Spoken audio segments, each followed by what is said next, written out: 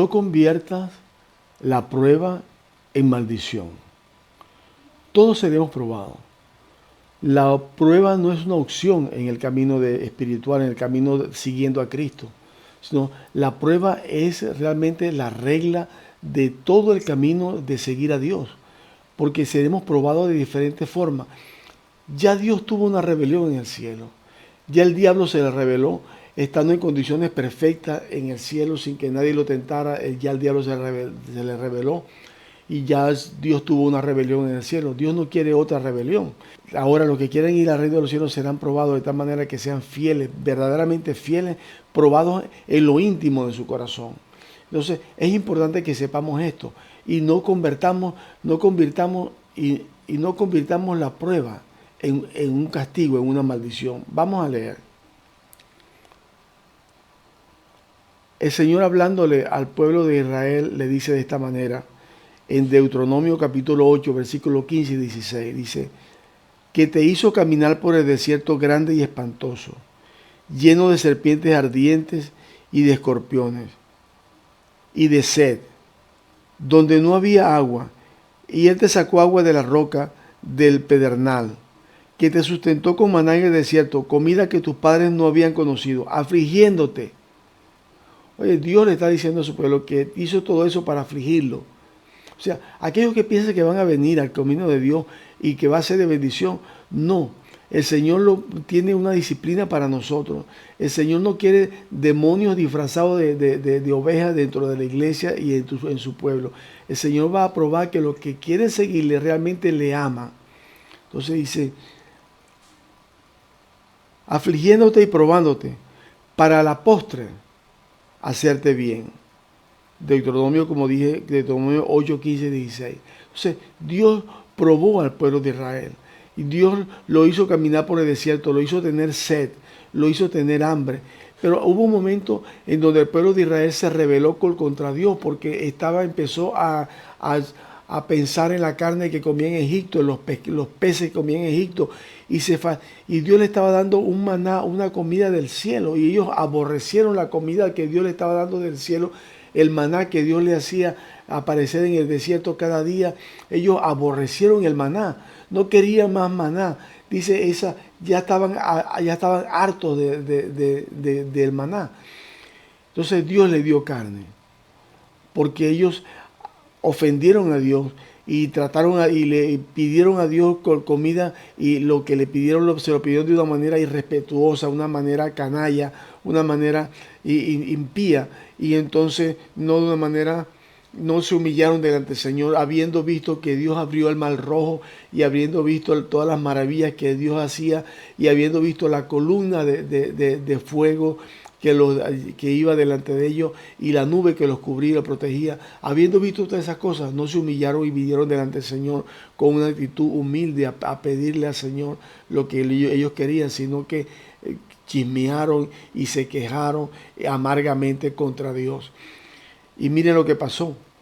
Dios les dio carne en abundancia, trajo codornices, comieran hasta que se saciaran, porque no hay nada imposible para Dios.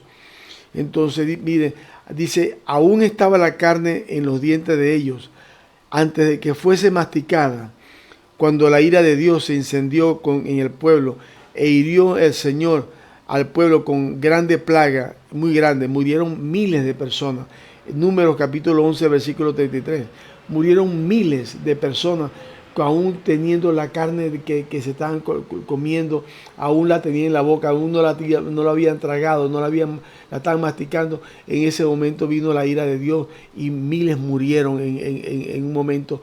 Convirtieron una bendición de Dios, convirtieron lo que Dios estaba, la prueba que Dios estaba haciendo con ellos para bendecirlos después. Dios te va a bendecir después. Cada vez que pases una prueba, el resultado es una bendición.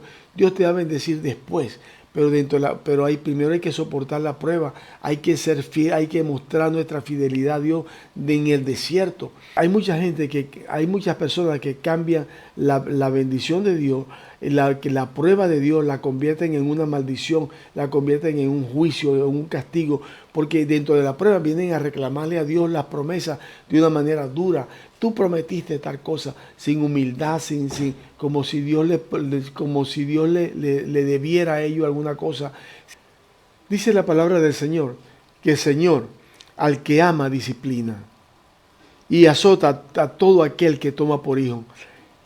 Voy a repetirlo, porque el Señor al que ama disciplina y azota a todo el que recibe o toma por hijo.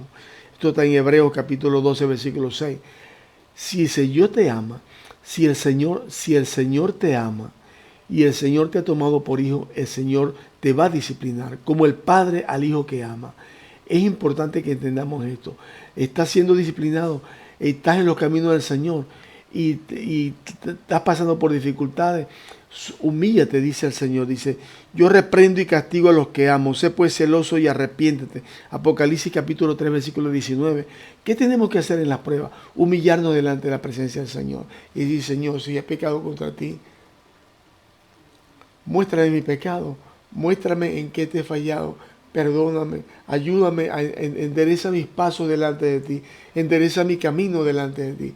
Es importante que nosotros entendamos esto. La manera de salir de la prueba no es reclamándole a Dios, no es peleando con Dios, no es poniendo como estúpidamente muchas personas dicen, he oído personas diciendo que se puso bravo con Dios, que se molestó con Dios.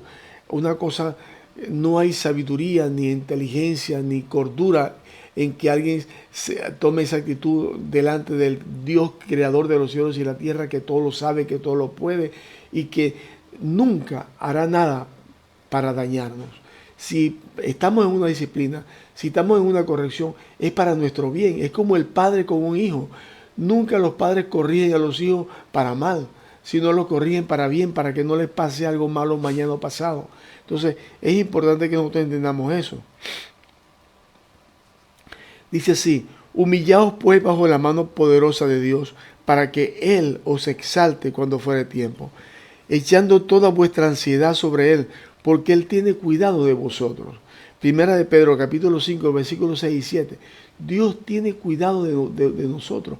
En medio de la prueba, en medio de la dificultad, Dios no va a permitir que llevemos más peso de lo que podemos llevar. Dios no va a permitir que seamos tentados más allá de lo que podamos soportar. Entonces es importante que nosotros confiemos en Dios, que nosotros pongamos nuestra confianza en Él y sepamos que nada nos va a pasar sin que sea su voluntad y que sepamos, tenemos que saber someternos bajo su señorío para que Él nos dirija en la prueba y para que sea Él que nos saque de la prueba. Hay muchos que se salen de la prueba ofendiendo a Dios, tratando a Dios de una manera impropia, buscando ellos la respuesta, buscando ellos la salida y no dejando que sea Dios que le presente la salida a la prueba. Entonces, lo que hacen esto se salen de la disciplina de Dios y no serán tratados como hijos, serán tratados como bastardos, lo dice la Escritura. Nosotros tenemos que aprender a caminar en la vida espiritual, caminando detrás de Cristo. Recordemos que el Señor dijo, el que no toma su cruz y me sigue, no puede ser mi discípulo.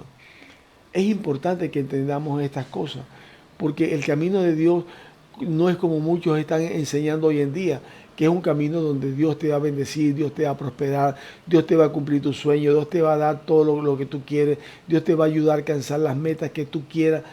Eso es el camino del diablo. Ese es el evangelio que el diablo está predicando hoy en día. El camino de Dios es, toma tu cruz y sígueme, dice el Señor. El que no toma su cruz cada día y me sigue, no es digno de mí. El que ama a padre, a madre, a hijo, a hermano, a primo, más que a mí, no es digno de mí. El que no renuncia a todo lo que tiene por seguirme a mí, no es digno de mí. Dios nos ha llamado para que alcancemos una meta. Dios nos ha llamado para que seamos sus hijos y sus herederos. Y eso implica que tenemos que crecer espiritualmente y llegar a la estatura de Jesucristo. Mi nombre es Fernando Renaud. Tengo más de 45 años enseñando y estudiando la palabra del Señor. El Señor me ha permitido escribir más de 25 libros de diferentes temas, de diferentes, de profecía, de doctrina. Voy a dejar un link en la descripción del video para que las personas que quieran conseguirlo, para que crecer más en la vida espiritual, conocer más de las cosas espirituales, lo puedan conseguir en Amazon. También voy a dejar unos videos, dos videos aquí para que son de mucha bendición espiritual. Le invito para que sea usted partícipe de compartir el Evangelio con el mundo entero como manda el Señor. Tan sencillamente como dándole like a este video y suscribiéndose a este canal. Si usted hace eso, esta plataforma va a mostrar este video a más personas en el mundo entero y usted será partícipe de esa bendición. Dios te bendiga y Dios te guarde.